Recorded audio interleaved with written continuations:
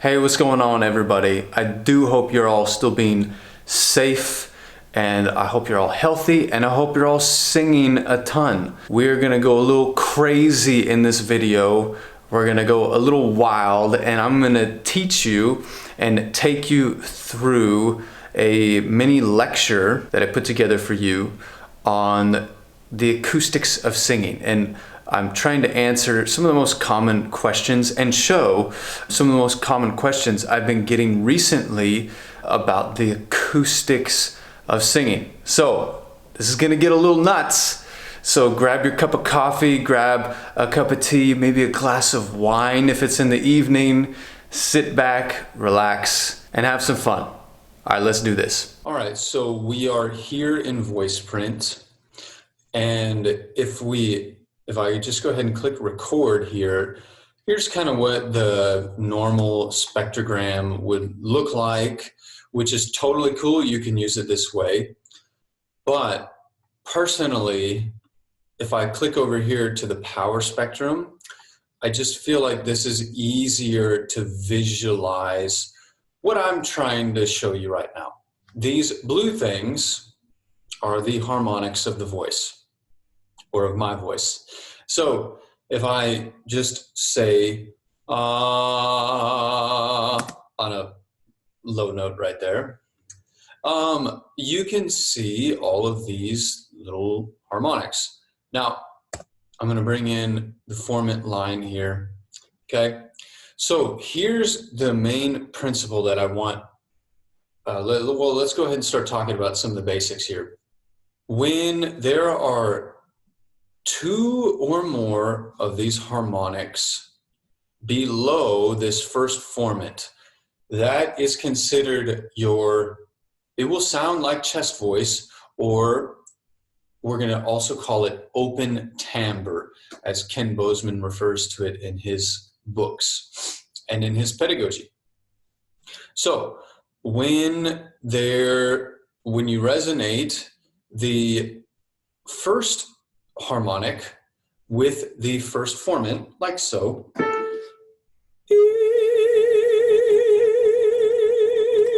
that is head voice. That's what head voice looks like. It kind of looks similar to a flute. And interestingly enough, the chest voice is similar to a brass instrument, meaning if you were to look at an EQ curve, so to speak, or even just their harmonic makeup. All right, so you got this chest voice, which looks, well, this is the lower chest voice, and then here is what the head voice looks like.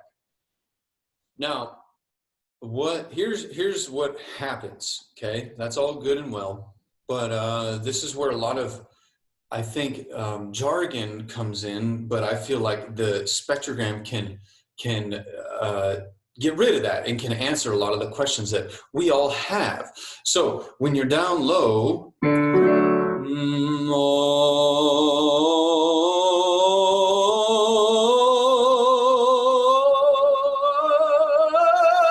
I can only take that one up so high. So that one right there,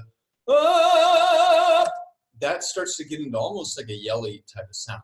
So the top of the chest voice is when the top of open timbre is when this first formant is resonating that second harmonic. Now, there's nothing wrong with this setup. There's going to be a point where that is appropriate. But in terms of balancing the registration, everything has to happen in its right place.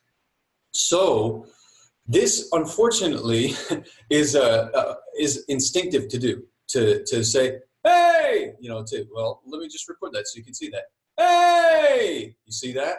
That tracks the yell.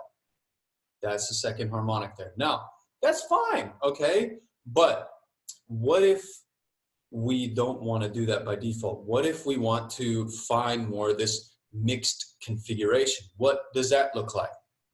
And this is where Ken, in his books, you see in the little screen, but Practical Vocal Acoustics, this book is amazing. He talked about this, about how the first, when the second harmonic, which is this right here, rises above in pitch of the first formant, is closed timbre is how he calls it. So you have open timbre and closed timbre. I call it mixed voice because, to a degree, he may as well. But let me show you what that looks like now.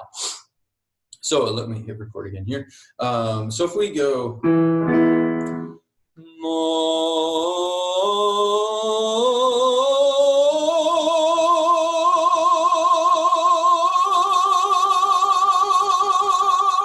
now that's a classic.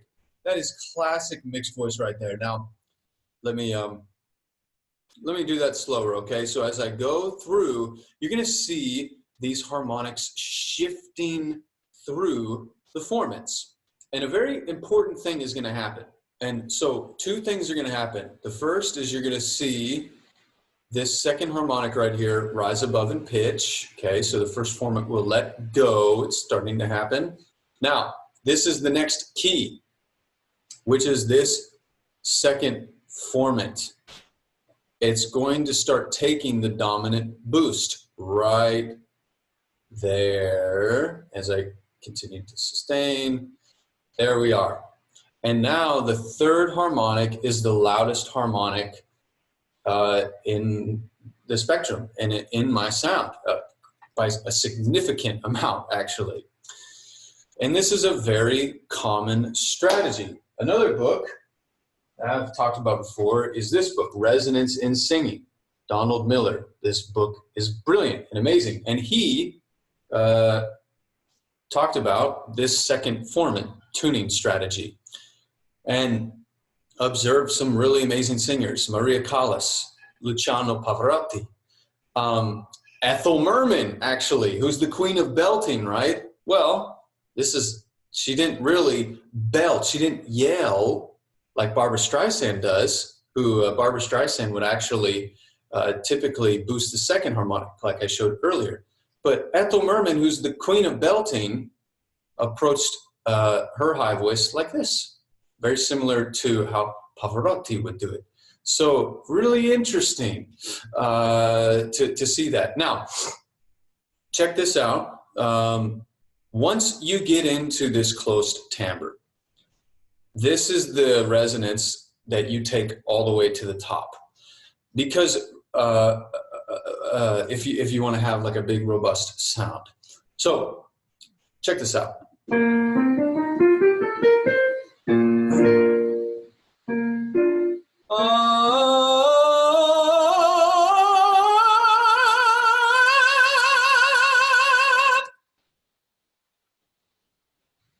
Not quite getting a great match there.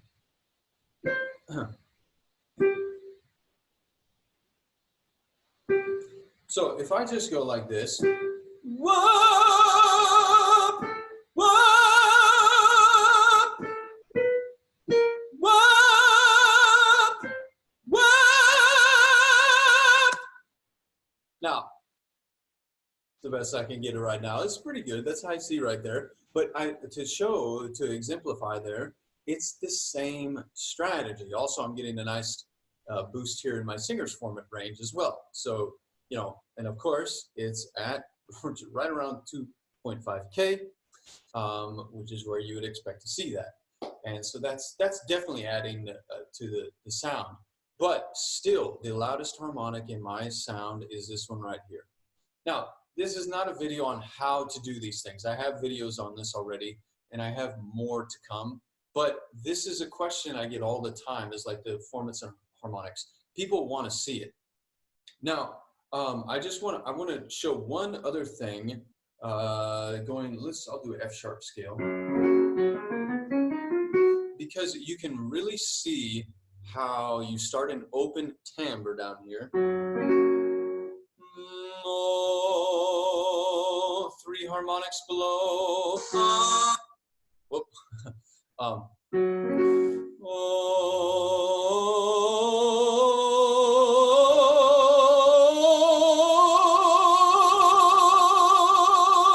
Now, if that right there, if you need to just rewind that and watch that several times, but I'll do it in slow motion.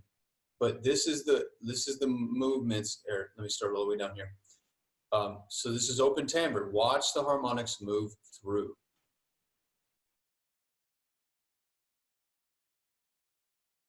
That is very important. Now, what's fun about this for me as the person doing it in the moment, and there you go, is it's almost like playing a video game or something, you know, because I'm watching the sounds, if you will, that I'm making on my screen.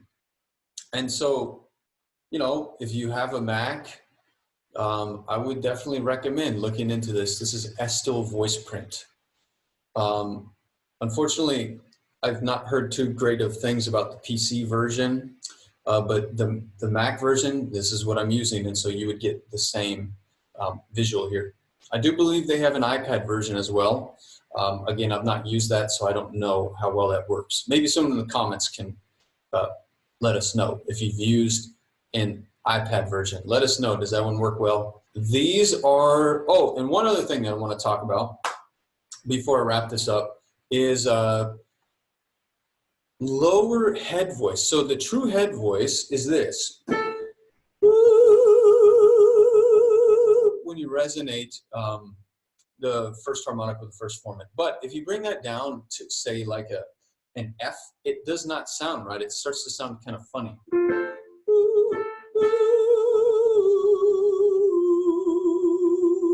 Or if you open to an ah, it won't work. Now, what happens though is you almost go into what looks like a mixed configuration, but you're using a mode 2, if you will, vibration of the vocal cords. So it looks similar, but it doesn't sound as robust.